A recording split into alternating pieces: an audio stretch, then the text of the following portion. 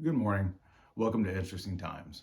This is episode one, maybe 1.5, not necessarily episode two. I'm going to go ahead and in the first episode, I had made some comments about some experiences I had and some photos I had. So this episode, I've got, my iPad here, and I am going to go ahead and just kind of narrate those photos. I'm going to bring them up here.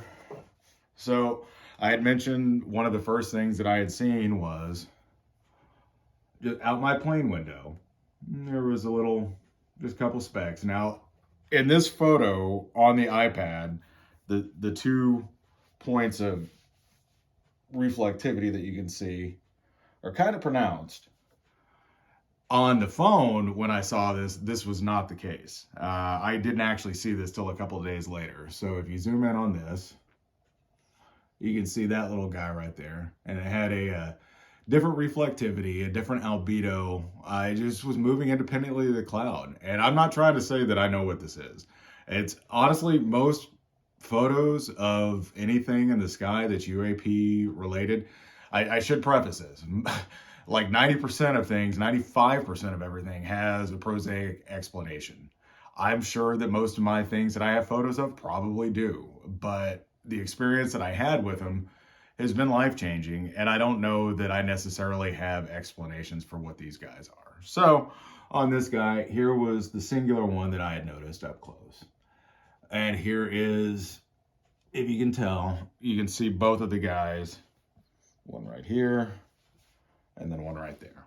So, this was what I saw out of the plane window that I started researching. Just seeing this that I couldn't explain outside of the plane window, that was enough. I think one of the first books I got was the Encyclopedia of UFOs from 1981. And I'm from Oklahoma, and that has a very large entry in it about the UFO incident in Tulsa in 1964, which I'd never even heard about. So I go through a bunch of research, and I'm just looking at stuff. And then about 6 months down the road, I had mentioned that there was a red orange orb that showed up over my house, and I did interact with it. And this is kind of like one of those situations where I'm going to show you a picture, and because it's got no reference point, you're going to be like, oh, it's the sun. But I'll explain it as I go along. It was 6:53 in the morning. It was in March. And regardless, the sun shouldn't be so high in the horizon at 6:53 that there is no reference point for it. So this guy right here, this is what was over my house. This was the reddish orange orb that like I couldn't figure out what it was. Like I went and I was taking my dog to go potty. It was 6:53, and I remember it specifically because it was so early in the morning, and then I had this kind of revelation that this thing over my house wasn't the sun. Like my head kept telling me it was the sun, and I was like, quit being stupid. It's not the sun. And I actually interacted with it. And like I said, when I had whatever happened with this guy, this is a little bit more, I just alluded to it briefly in when I was talking about it in the first episode, but this was a life changing moment. This is where, like I said, I, for lack of better terminology, I connected with it because I was telepathically transmitting and receiving information. There's no other way to describe it. And I got a lot of abstract thoughts and feelings about certain things that has just changed the entirety of my entire life. One of the things that I didn't mention when this occurred is that after this happened, which is really weird because I do have cameras on tripods. I was going to start a guitar channel about guitar repairs and stuff like that. So all I would have had to do was take a camera on a tripod and go set it outside on this weird looking thing. But it didn't occur to me. My head told me to go inside, and it was almost 7 o'clock in the morning. And I did actually lose time with this one because I basically faded out. Like me and the dog, it was like 9 o'clock, and I was like, I remember looking at my phone being like, what the hell was all that about? And that was so weird. Let me get my screen back up here. That was so weird. I couldn't even quantify it or talk about it for months. I didn't even know what I had experienced.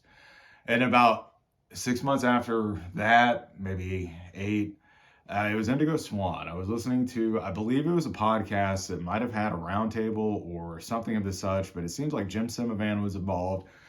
And Indigo Swan was involved, and it was this discussion of remote viewing. Now, at this point, I actually have a book somewhere around here from Courtney Brown on remote viewing, because that's a thing that has also inadvertently, accidentally happened to me after all this, where I realized, oh crap, we can do things with our mind too. This is kind of bonkers. So when I was listening to that podcast, they were talking about the Phoenix Lights incident in 1997. Now, I'm not, again, I noted in the first episode, I wasn't familiar with that. So I go look it up. Now, here's a photo of the Phoenix Lights, a little triangle formation of the Phoenix Light back in 1997.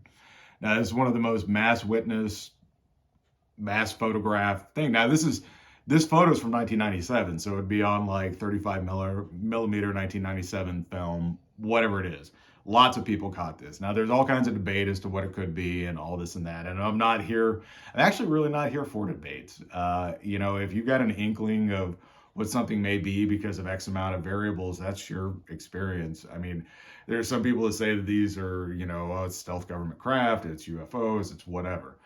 I came to this photo because the description used by Indigo Swan in his remote viewing session on what happened, he used the same words basically that describe my experience that I had with this little orb over my house. So there's my guy, Phoenix Lights. Come on, man. And there's a close-up of the little guy from the Phoenix Lights. Very similar, just one of those lights isolated looks so much like the orb over my house, I couldn't help but draw similarities. Especially since the only reason I even came to the Phoenix Lights incident was because of the description of the guy that remote viewed into it, and he felt the same way that I felt when I saw this orb over my house. And this is the one, like I said, like once I connected, I don't really think that I unconnected, I guess, because at this point with the Phoenix Lights, I'm kind of knee deep in it. I've been researching, getting information wherever I can. The book American Cosmic by Diana Pasulka, there's a section in there where she talks about almost like this specific thing that happens to people, and she's got a term for this nonsense behind me. She calls it the book angel, because I was not a reader at all during my adult life. Matter of fact, until all this started happening. Now I'm kind of like Johnny Five in Short Circuit. Like I need input, just like I'm powering through books all the time. But she had a comment in her book where she talks about the book angel, where basically this is what happens. You just sit and you process and you run through books and you go through things. And so at that point, I've interacted with a thing that I don't know what it is. I feel different. I'm processing information different. Everything feels different. And there would be times where I would just, as I noted, I would get chicken skin. I just feeling. I don't even know what to call it, just a knowingness. And so here is the night sky. You can see that little dot, and it's just a star. Like nobody would think anything of it, and anybody would be like, "Oh, it's blah blah blah." But I looked at it, and it was like looking at a person, and like knowing that you're interacting with something. So I did a close up on it, and I don't know what the shit that is. It looked very weird, and people are going to argue and debate and say, "Oh, it's lens flare. Oh, whatever." This is what I saw. That's my zoom in of it. Now, save this image for later because, kids, we're going to reference this again. This information is going to return because that came up recently as far as this structure. Now, so that was one night. Here's another night. I had the same thing. The only thing that let me know that something was going on outside is I literally just felt it. There's nothing else other to describe it. So I go out. This is what the night sky looks like. It's obviously a different night. You can see the little guy up in there. So I get the lens out and I zoom in on it. I know what the shit that is. It looks like a freaking cell. Later on, I read about things like plasma orbs and stuff like that, but what the hell? It was just like up in the air. So this kind of thing happens to me frequently, and I don't have most things on film. One of the things that I neglected to mention after the orb over the house is, I believe if you listen to podcasts or watch things like Skinwalker Ranch, they refer to it as the hitchhiker effect. But so just so you know what I'm talking about, after I interacted with this guy, I'll use the term poltergeist, even though I don't think it was poltergeist. I don't think it was poltergeist at all, but that way you know that it's shit moving around my house. Things were moving. It was weird. But that went on for about a year and a half after this incident. It's died down, but my wife and I are both still pretty solid that we have days where we're here by ourselves, doors open and shut. One of the most disconcerting things is when we're laying in bed and something runs across the bed and there's nothing in the room. There's no animals, there's no nothing. We're just laying there and you feel something run across the bed. But just me and her, nothing going on. So since this has happened, I've had just numerous accounts of just what I refer to as high strangeness, because that's how I've heard it referred to by people that seem to be more familiar with this stuff than I am. So I've had a group of that things, but like I said, I was like, save the information for the end, because that one guy that looked like he was coming through, the last photo that I've got here, I had gone out, and I'm not familiar with like editing, filming, doing any of these things for YouTube or TikTok. So my stuff's going to look like an amateur does it every time I do it, no matter how long I do this. I'm probably not going to be very apologetic about that, because all I'm trying to do is share the information.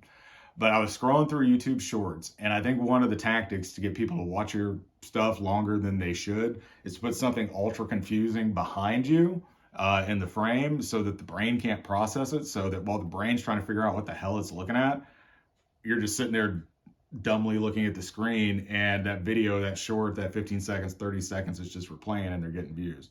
So I have no idea. The guy that I'm going to show, I tried to edit his face out because I have no idea who he is. I'm not trying to push his channel or refer to him at all. And he wasn't talking about UFOs. He would just had a picture of a document behind him.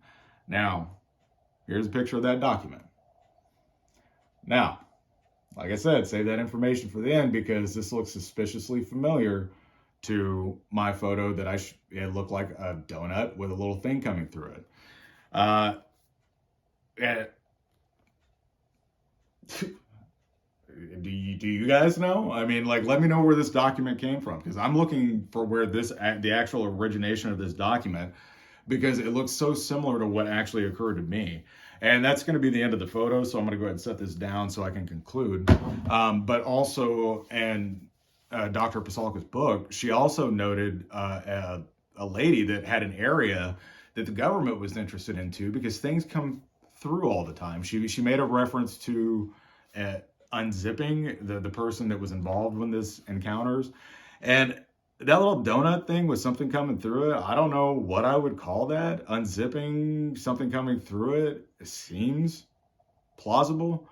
I have no idea what it is. All I'm doing right now is saying, hey, here are the photos that back up why my first video was so weird, and why I was kind of like, hey, I'm getting ready to talk about some weird stuff.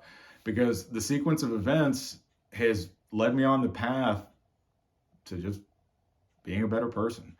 I don't really know how to explain it. I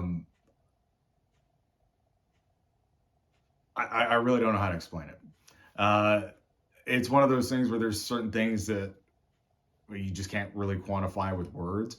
But what I was trying to do is just lay the foundation, so that when I get into conversations that are about remote viewing, about psychic phenomenon, about abilities that we may have always had, but they have just told us that we don't.